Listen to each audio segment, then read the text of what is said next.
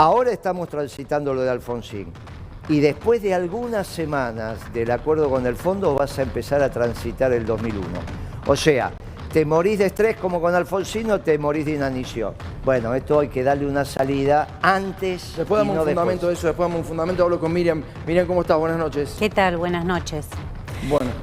Mira, escuchaba a este trabajador que decía eso tan conmovedor y me acordaba de algo que nos decía una compañera mía despedida de PepsiCo, una empresa de la alimentación, precisamente Catalina Balaguer, que decía: los trabajadores de la alimentación ya no podemos comprar los alimentos que producimos. Claro.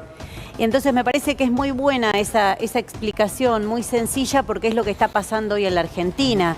Tenés empresas como Ledesma, Molinos, Arcor, un 142% aumentó sus ganancias y los propios trabajadores y trabajadoras no pueden comprar aquello que producen. Trabajando seguís siendo pobre y no alcanzás a la canasta alimentaria. Y del otro lado lo ves a Rodolfo Daer pasándose por todas las reuniones gubernamentales, tomando café y comiendo sanguchitos allí donde lo inviten. O sea, el tipo va, se pone y se saca fotos cada vez que está Alberto Fernández, cuando dirige nada más ni nada menos que el gremio de la alimentación. Lo que más aumenta son los alimentos y lo que no lo pueden pagar son los trabajadores y trabajadoras. Entonces me parece que esta frase de mi compañera de Catalina resume un poco lo que se está viviendo hoy en la Argentina. Tenés el mismo nivel de desocupación que en el 2017, pero la indigencia pasó del 4 al 8 y la pobreza del 25 al 37. Entonces quiere decir que aún trabajando no llegás. No, claro, el presidente está desarrollando una nueva teoría del derrame, él y sus funcionarios, ¿no? Dice que como hay crecimiento económico, todos vamos a estar mejor. Eso ya lo dijo Menem y se demostró que es falso, que porque crezca la economía no significa... No, lo dijo Macri también en reiterado ocasiones. Bueno, la teoría del derrame es una teoría muy... Pero este gobierno la ha adoptado como propia, por eso me parece que estas cifras que te digo, que te demuestran que con el mismo índice de desocupación tenés más pobreza y más indigencia y más desigualdad social, porque otro fenómeno es que en la Argentina ha crecido la desigualdad social. Entonces lo que demuestra es que hay unos que cada vez se llevan más, y entre esos que cada vez se llevan más están nada más ni nada menos que las empresas alimenticias. Cuando este gobierno, una de sus primeras políticas... Ese es el peligro, que todo lo de las empresas alimenticias se estén llevando casi todas las ganancias. Pero esto empezó con la primera guerra que hizo Alberto Fernández, de las tantas guerras que nos ha promocionado en los últimos años, fue contra Vicentín, por la soberanía alimentaria. O sea, hay que tener cara para empezar hablando de la soberanía alimentaria y permitir que esté pasando esto con el precio de los alimentos. La base de la guerra entre el presidente Alberto Fernández y la presidenta Cristina Fernández de Kirchner es que el presidente Alberto Fernández le prometió dos cosas a Cristina. La primera, que ella iba a recomponer la relación con los empresarios. La segunda, que las causas judiciales iban de alguna manera a morigerarse o a no llevarse adelante. Ninguna de las dos pasó, pero con los empresarios es aún peor. ¿Por qué es aún peor? Sí, claro. ¿Por qué es aún peor con los empresarios? Déjame mirar que explico esto. Porque en la Argentina, muchos de los que fijan los precios son oligopolios. Por ejemplo, vamos a un caso típico, ¿sí? La harina en Argentina. El 90% lo tiene casi el 75% tres empresas argentinas. Otros productos, ¿sí? El pan, como decía, son internacionales, pero muchos son, lo digo, la leche. La leche la tiene el 70% de una sola empresa. Entonces, en la Argentina, las personas con las que vos hablás, el presidente cuando habla con argentinos, no tiene que llamar a México. Entonces, ¿qué pasó con eso? ¿Qué pasó? Que hay un molino gigantesco que se sienta con el presidente, le dice sí, sale y hace todo al revés lo que le dijo. Miriam, ¿qué quería decir? Que cuando salen a la calle a reclamar, los argumentos que yo veo desde el gobierno son de una enorme insensibilidad social y dignos de Gerardo Morales. Decir que el que reclama es un extorsionador y el que reclama no lo atiendo, como dijo Zabaleta, a mí lo más parecido me suena a Gerardo Morales cuando asumió en Jujuy, mandó presa a Milagro Sala, que era su opositora política, y empezó a perseguir a la izquierda y a todo el mundo. Yo no veo que haya un gobierno que si no les gusta lo que hago, reclámenlo, dígamelo en la calle. Lo que veo es una insensibilidad social total que expresa Moroni. Cuando con Nicolás del Caño decimos que todo funcionario tiene que cobrar como un docente, dice, ustedes... No. Tienen que cobrar como un docente, porque si él cobrara como un docente o una docente, se daría cuenta que sí hay un problema con los salarios. Con el suyo no hay, pero con el de cualquier trabajador y trabajadora lo hay. Te digo que se aclararían muchas cosas si cobraran como cualquiera. Pero me parece que por el otro lado, lo que veo, en ese punto la protesta social no lo puedo obviar. Acabamos de ver un acampe de organizaciones sociales frente al Ministerio y Zabaleta, ¿cuál? Gerardo Morales, a mí fue lo más parecido que escuché diciendo si protestan si vienen a protestar con reclamos no los atiendo. Después tienen un tipo instalado del Fondo Monetario en el Banco Central, no dicen una palabra. Eso no les parece para nada grave. Después vamos a hablar del impuesto que la izquierda se está oponiendo. Para mí, después quiero escucharte, Miriam. ¿La respuesta del gobierno ante esto? Sí. Mira, Zabaleta recibió dirigentes piqueteros el lunes pasado y lo que llegaron a acordar hasta ahora es aumentar la asistencia alimentaria. Les ofrecieron aportar herramientas y aportar medios para que trabajen. Y además le ofrecieron que se incorporen con cooperativas para trabajar en la construcción. El acampe, ¿por qué sigue? Porque no se acordó esto. Lo que pidieron los dirigentes piqueteros es restablecer los planes, potenciar trabajo a los que les quitaron los planes por tirar las pedradas en el Congreso. Bueno, pero eso es una los otros locura. días. Eso Bueno, es una locura. eso es lo que están pidiendo. Y además... Vos decís que eso es lo central del pedido. No, están pidiendo dos cosas. Está bien que te datee el gobierno. Están pidiendo dos puntos, Miriam. Y fue totalmente injusto lo que hizo el gobierno sin tener ninguna sentencia. Miriam, si vos querés, ahora argumentás de por qué hay que devolver los planes de potenciar trabajo. Y además, ¿qué es lo que están pidiendo? Que es el punto neurálgico. Piden nuevas altas del plan potenciar trabajo. Entonces, mientras no haya nuevas altas del plan potenciar trabajo, van a seguir los movimientos sociales reclamándole al ministro Zabaleta. Bueno, recordemos cuántas personas estuvieron inscriptas en el IFE. 12 millones.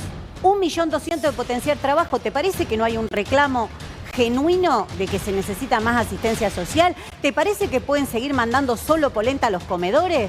Yo no sé, me parece que el gobierno puede decir lo que quiera, pero después hay una realidad social que la ves en la calle. Me quedé un poco impactada, igual que Moreno me diga que nosotros manejamos la cifra, no puedo salir del shock.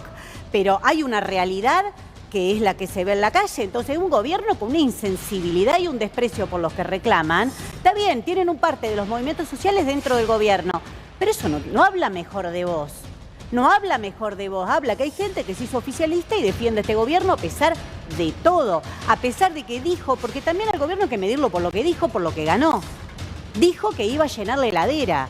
Te lo digo por una cosita, permíteme que te diga esto porque vengo de recorrer muchas facultades. Sí, dale. Y una de las situaciones que más me asombró, sobre todo en La Plata, que es un lugar donde vienen a estudiar muchos chicos y chicas que vienen de las provincias, que muchos no pudieron volver después de la pandemia porque no pueden volver a alquilar.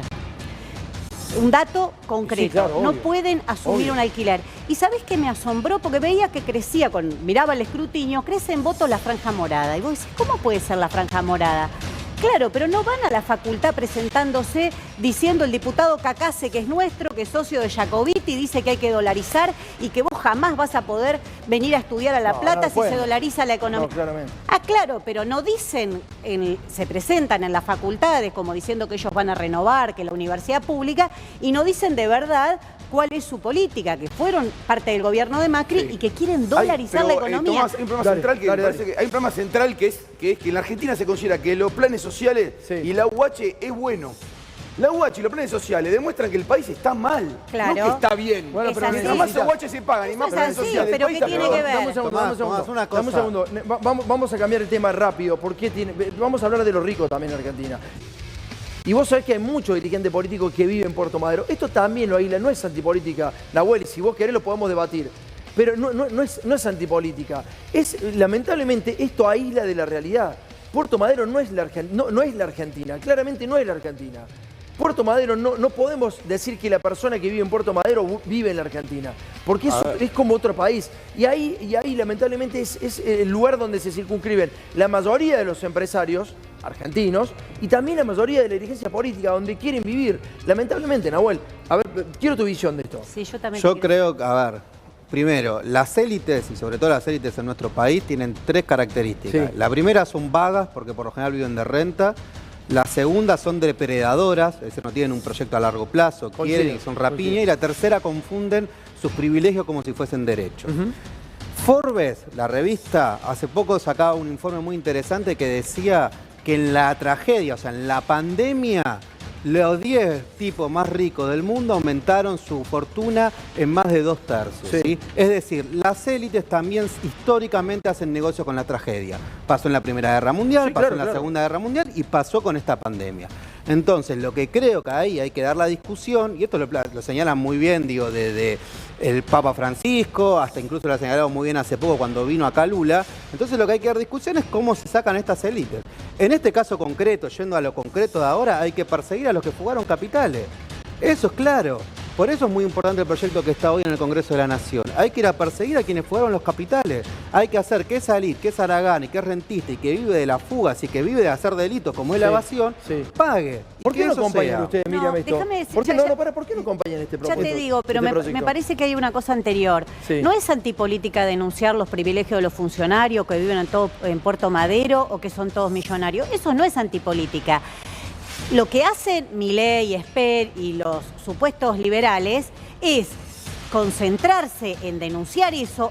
Generan un sentimiento a la gente, porque la gente también ve... Pero no te dicen lo que van a hacer, digamos. No es que no te dicen lo que van a hacer, ellos te hablan de quienes son los gerentes, pero no de quienes son los dueños del país. Claro. Encubren a los verdaderos dueños del país, pero si no, no entendés por qué consiguen porque Milei adhesión. es empleado de uno de los dueños del país. Claro, es pero así. consiguen adhesión porque denuncian a lo que la gente ve en la calle.